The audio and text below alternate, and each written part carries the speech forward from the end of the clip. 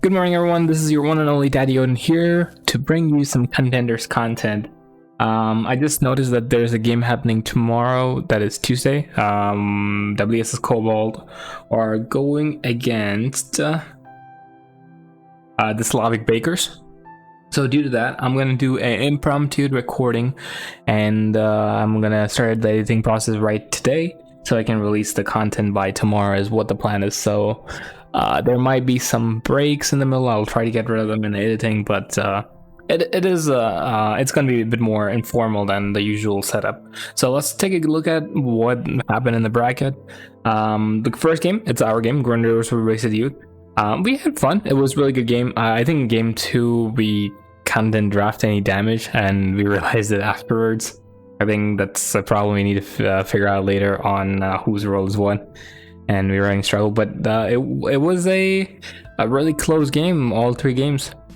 Wasted.youth definitely were playing at their best, and there was not a moment where we could relax and take a breath during those games. It was always hectic, and I'm looking forward to see if they can come back to the upper bracket. I do think they're a really good team, so I don't think they'll be having any difficulty, but there are also really good teams in the lower bracket, so we will never know. Next series we have PSGS versus Meritot Lincoln. I kind of saw this coming. I personally feel like PSGS is a slightly better team than MTL, and PSGS, they have this like really unique skill like Routers or Rohan, where they are really good at disengaging very cleanly, and I think that's one advantage that PSGS has. And MTL being a really fight heavy kind of team, and who wants to just go aggressive and try taking fights, I thought they would run into problems, but they're not out of the tournament yet. They're in the lower bracket. They will be going against FOTP. And speaking of lower bracket, let's go into the lower bracket and see what teams got eliminated. Unfortunately, I actually am surprised. I thought Routers or Rohan would have an easier time dealing with helmets on. Kind of surprised that it went 2-0.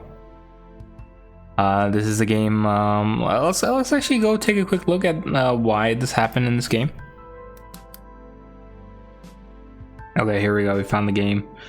Looks like there were quite some long games. At least game 1 was very long, 1 hour 8 minutes. Looks like offlane OD was picked up by helmets on, and Ricky Maru was also picked. The hero is so broken, so annoying to deal with. Looks like they went for a flexibility kind of pick. Not sure why. I thought Puck was really good into a Pangolier. Maybe I was wrong, but they wanted to change it up, send the Puck off lane. Yeah, they had a Spirit Breaker. I guess that was their tank, and I think that was not enough for them to tank the damage of the Ricky. And also there was OD, so Spirit Breaker feels really weak against OD too. So that was quite unfortunate for them. And game 2 was a smaller game. Obviously got his Juggernaut one more time, but looks like Wraith King was the better carry in the current meta, and he's able to run away with the win this game. Well, I'm kind of sad that Routers or Rohan exited the tournament, but hoping they still stick together and we see them next season. Next game we have Resultant Orient Thinker versus WSS Cobalt. This was a game I actually had to struggle trying to come with prediction. I was looking at all their types of hero that they play, and their play styles, and how they perform from like 15, 25, 30 minute game. And I thought this was going to go into 3 games, but it looks like WSS Cobalt were able to get the win in 2 games. Good job from them. Let's take a quick look at the drafts. This is lower bracket, so that's why I'm spending a bit more time on the drafts and stuff like that, especially on the games that I thought were really close. Ooh, looks like Log Lady's Dragon Knight. Yeah, I mean, yeah, feels bad getting Huskard, but Huskard is not really good in the patch too. And DK should had a okay time. And looking at how the farm and the vent, it's not too bad for them. Ooh, they went for Alchemist. Ooh, that's a risky It's a risky move, especially a safe lane alchemist is not the same as a mid alchemist. Your timings are a bit off, and you're in a world of hurt.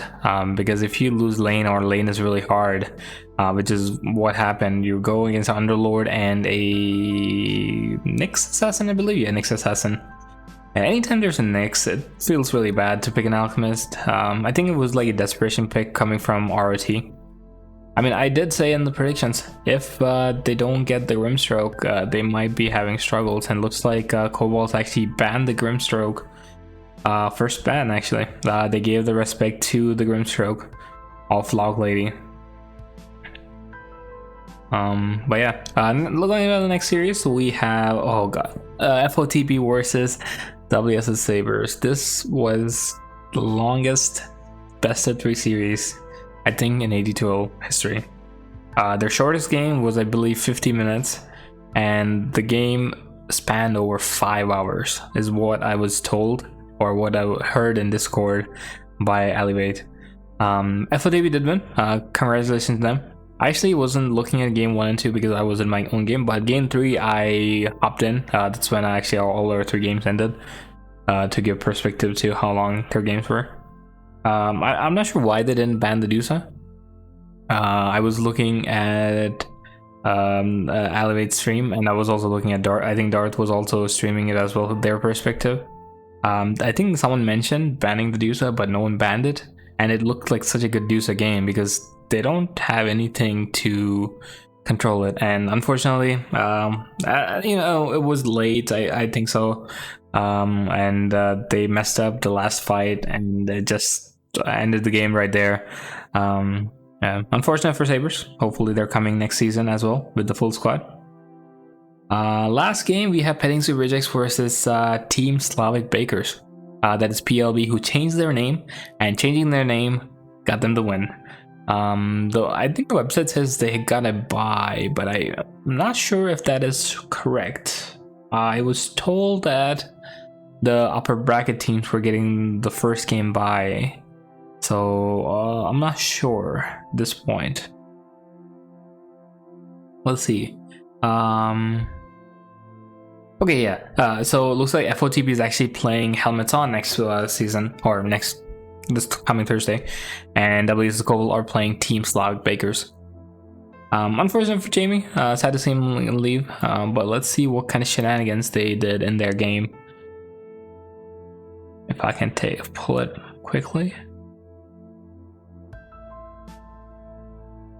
Game 1 with Vent Slavic Bakers looks like it was a deciding win. Mid OD and offlane Razor. I've been seeing a lot of Razors. Razor has been a really good hero currently.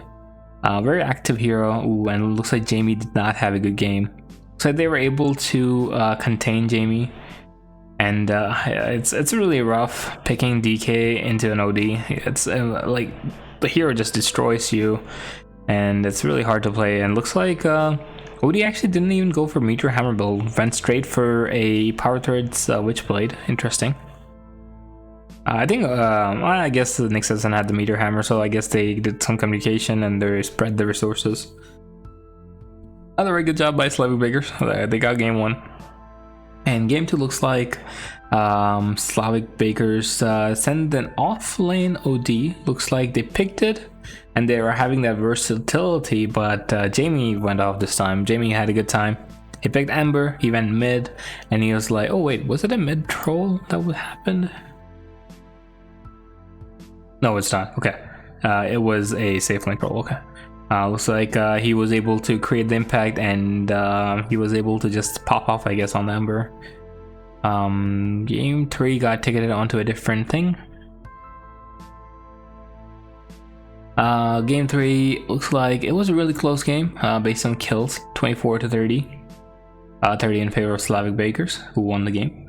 And Peg 06 this time, they first banned the OD, and Jamie went for an Invoker pick. Kind of interested. I did not know that he picks Invoker. I think Peg 06 can't really pick heroes like Invoker, because as the draft depends on how Jamie plays, I think he needs to be on a playmaker like these Embers or Pangoliers or something like that. And Slavic Bakers actually went for a mid alchemist. who had an okay time, looks like. Invoker versus Alchemist, it's a weird matchup. Alchemist doesn't really care that much about Invoker early on, and when Invoker's like real power spike comes, he is not in lane anymore. And looks like Rikimaru strikes again, and they were able to take the win here. That's all for the first week of AD2L Contenders League playoffs. Let's do a quick prediction of the upcoming weeks, especially the game that is about to start tomorrow. WS's Cobalt versus Team Slavic Bakers. I believe it's being casted by Licky the Cow, so if you are interested, or if you're bored, or if you got nothing to do, go ahead and go to the stream and watch it. I'll leave the stream link as well in the description below. Let's start with the upper rabbit. Grin Reavers will be playing TBD. Kind of excited for it. It's gonna be like a rematch. We did last time we faced against each other. It was a tie. We took game 1, they took game 2. I think we realized our mistakes that we made in game 2, and we are ready to see how that series goes. Like, really excited for it, and I believe Ali Vate is casting it. I'll drop her Twitch link as well in the description. Next series we have PSGS versus Seoul Invictus. I think Seoul Invictus is a really strong team, especially with Nomad. I think the team depends on Nomad a bit too much. But if Nomad's game is ruined and they keep the constant pressure on Nomad, I feel like Seoul Invictus is going to have some troubles. But at the same time, PSGS is a team that I look at, and they are really good at taking team fights and where they want to take team fights and when they want to take team fights.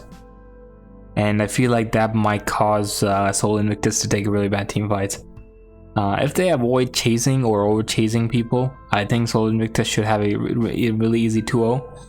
But I feel like this game might go into game 3, with PSGS winning 1 and Seoul Invictus winning 2 of them, and PSGS coming into lower bracket. Next we have the lower bracket. Wasted.youth and Merital Lincoln, they get a bye, and they will be playing against the or anyone who wins against I believe Wasted.youth versus Team Slavic Baker. Whoever wins that is going to be playing against Wasted.youth, and FOTB versus Helmet Son. Whoever wins that game is going to be playing against Merital Lincoln, if I'm not mistaken.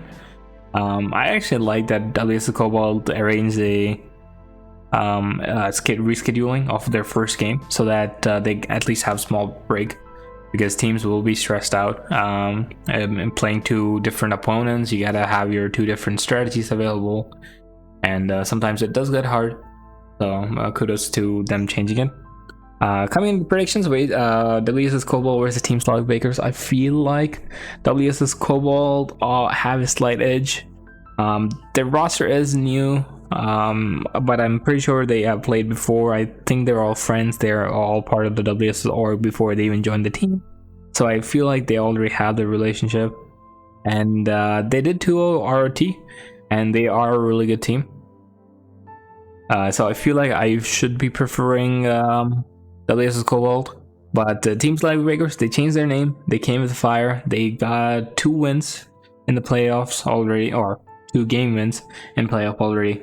So I'll be rooting for them as well. But this is going to be probably a 2-1 in favor of WS's Cobalt, unless Team Slavic Baker, they have some kind of ace under their arm, and they're going to show us like the sleeper team I've been talking about. Going to the next series, we have Helmet On versus FOTP. I think Helmet On is going to win this. FOTP, they rely way too much on getting into the late game and relying on their late game heroes like Death Prophet and Medusa. So if I know Helmet On can play a tempo game, and I feel like they had success playing these tempo games rather than picking those arc core and then going late game. So hopefully they stick to the tempo, and if they do stick with the tempo, it should be 2-0 in favor of Helmet On. I forgot to do Hero Spotlight, so let's go quickly into Dota Buff, and we can do Hero Spotlight. Last week it was Underlord, and this week, let's see who it is. It looks like this week is actually Sanking with Sanking with 13 games and 84 win rate. That's quite kind of high. Love the hero feels really good too. The team fight destroyer and stuff like that. Odie is on up there too. He's coming up there. He got super banned this week. He got banned 28 times, and if he was picked, the win rate was 63. But looks like Sand King has the overall highest win rate about 10 games, and was only banned 6 times. We lost to a Sand King too, so I can speak in personal experience, and we won with the Sand King too. So hero is quite strong if the player knows what they're doing. But that's all for content. Sorry if this was in a haste or I missed some kind of details that I usually drop in. I just got the word that there was a game happening tomorrow, and I wanted to get the content so the other team who are playing get the content before their game. That's all for today. Daddy Odin out.